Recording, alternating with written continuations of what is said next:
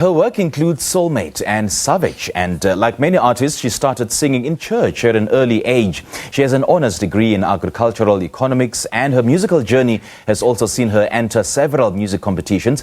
Her name is Matevhutevhu Mbulaheni, and the talented singer-songwriter joins us now to tell us more about her upcoming EP. Very good morning to you, Matevhu. Thank you so much for joining us.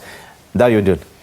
Hi, thank you for having me. It's an absolute pleasure. Yeah. Now, first of all, take us back to where it all started for you. When was it? What was happening at the time? And how music find itself into your heart? Well, so I started singing at a very young age. I come from a musical family. So my mom used to make us sing in a choir all the time. Yeah? She actually, the first time I sang, I think I was 8. And then I sang at a church. That moment, I just felt, it was just so fulfilling. Yes, so it just made me feel so good. So from that moment, I knew that this is it. Tell me about it. I mean, so many artists have started their musical careers in church. Is it a trend or is it purely coincidental? I think with the black culture, usually most people, we get exposed to the music at church, being in the worship team. Yes. That's when you can get actually more, how do I put it? You get to learn more from that space because there's no platforms that one could actually learn more about music. So I think church creates that space. Right. Yes. And then when you decided to pursue music on a full-time basis and professionally, did you really have it in mind that you want to go the professional route? Yes, I do have it in mind. Hence, I did agricultural economics, but then because I love music so much, I just, decided after I graduated, I just ventured into music and just started doing music full time because that's what I love. Okay. Yes. Okay. I know it's a very unfair question to ask, but what comes first in your heart? Is it agricultural economics or music? Music. Yeah. I mean, it's easy to say that. All right, so what would you point out as a highlight of your musical journey? My biggest highlight, I went to Idols.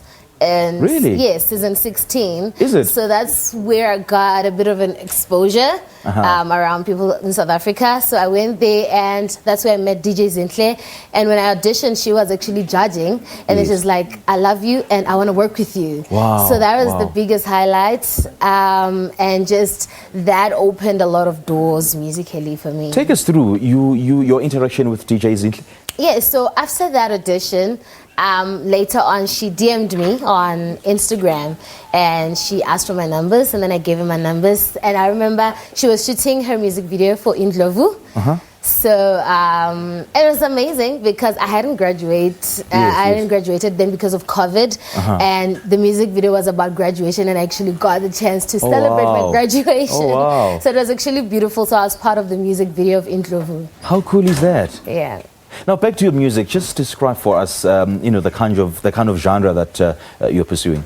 So I do pop R&B, although I don't limit myself because I love music. I listen to different genres from my piano, house music, jazz. So I don't really box myself. So whatever I'm feeling and whatever I'm feeling to create at the moment, I just go for it. Okay. Yes. And I understand that you're also into gospel music and you are part of the gospel group Worship House, yeah? Yes. Okay. So I remember I joined Worship House when I was in high school. And then from there I led a couple of songs there, which is really amazing. It actually exposed me also to the industry. Yes. Yeah, and speaking of the industry, which is very harsh in South Africa, and considering that you are fairly new in this industry, what lessons came with you being a part of Worship House and just in the music industry in South Africa?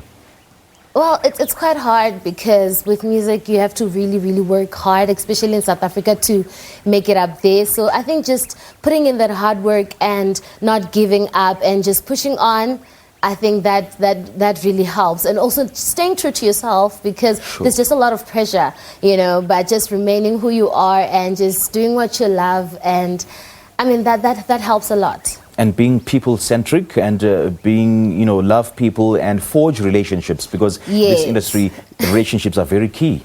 Yeah, for sure. I mean, relationship, that's where what takes you, that gives you more opportunities just loving people and just being a good person, and the interaction with people, it actually helps a lot. Let's talk about your debut single, Savage, and Soulmate. Yes, so I released my first single, Soulmate. It's about love. I really love writing about love. Okay. So after I did Idols, I was actually so motivated to release my own music because I've been singing in a group or just doing covers. So I felt I needed to get my own voice heard, you know. So it was just that one stepping stone to actually do my own music. Yeah. And then Savage? And then Savage, well, writing that song, usually when I write, I'm influenced by things that are happening around me. So Savage, I remember a friend of mine was going through a lot in her relationship, and when I wrote Savage, it's that thing about just as women just focusing on ourselves and just choosing ourselves for once and just not, you know, compromising and just do what the next person expects you to do, but just think about yourself first. Yeah. So who did you work with on this project? I worked with Chira, my fiance. I also worked with Kiss Beats.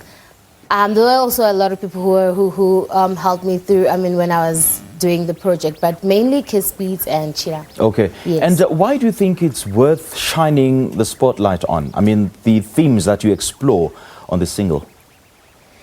I don't know if I could get that. Why do you think it's worth, exploring? Why do you think it's worth singing about or talking about? Because it's important. I really like to take things in a personal level, and also something that someone else who's listening can actually relate to what I'm saying. For instance, for Savage, it talks more about choosing yourself as a person. So many times, so many people, they find it hard. They always just trying to please other people instead of themselves. So sometimes it's good to just choose yourself for once, even if sometimes it may seem selfish, but it's important also for just our mental health to just choose ourselves. So where to from here? Any plans for a full album? Yes, definitely. I'm going to start with an EP for sure, which I want to release later this year. Okay. I've worked on a couple of songs. I'm still also just deciding on the perfect name for it, but it is mainly about love. Right. Yeah. All right. So how do your fans connect with you? Usually, I'm a YouTuber. Okay. And I do videos, so and also I'm a TikToker, so I get to interact a lot with my fans. Sometimes I go live. They're just amazing. The way they support me, the way they encourage me to just continue with my music, it's just so amazing. All right. What are your handles then, if we want to follow you? It's Matevhutevhu_, and also on YouTube it's Chira and Matevhu. So just Matevhutevhu_ and Chira and Matevhu on YouTube. Matevhutevhu, great chatting to you. Thank you so much for joining us. Thank you so much. Good stuff. Well, that was singer and songwriter Matevhutevhu Mbulaheni.